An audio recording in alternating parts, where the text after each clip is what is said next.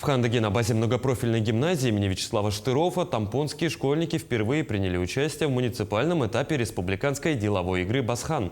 7 юношей из 4 школ поборолись за звание лучшего. Подробности далее.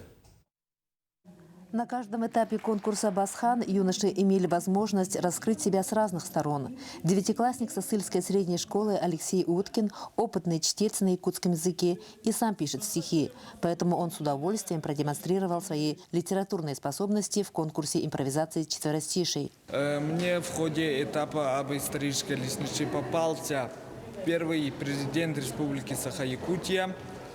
Я о нем рассказал, что он сделал для нашей любимой республики Саха-Якутия.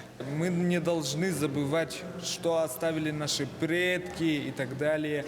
И это очень развивает детей, учеников. Ребята проделали большую работу в поисках информации для рассказа о своей родословной, известных исторических личностях. Узнал больше о Штырове и о многих других правителях.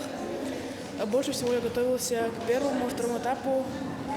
Называются они знакомство про себя и про правителей. Мне понравилось, потому что этот конкурс дает чтобы мы помнили наших предков.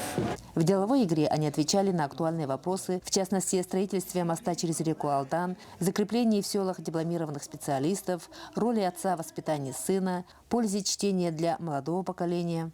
Что, оказывается, наши парни, наше будущее умеют говорить, умеют думать, умеют размышлять и какие-то планы имеют. Вот что обрадовало. И обрадовало то, что наш хандыкский мальчик среди русскоязычных, оказывается, очень хорошо говорит по-якутски. По итогам конкурса победителем стал ученик 9 класса Мегиналданской средней школы Альберт Егоров. Второе место завоевал ученик 9 класса Тампонской гимназии Дмитрий Павлов. И третий ученик 11 класса Сосыльской средней школы Максим Сидоров. Остальные участники награждены по номинациям. Мария Винокурова, Хандага, Тампонский район.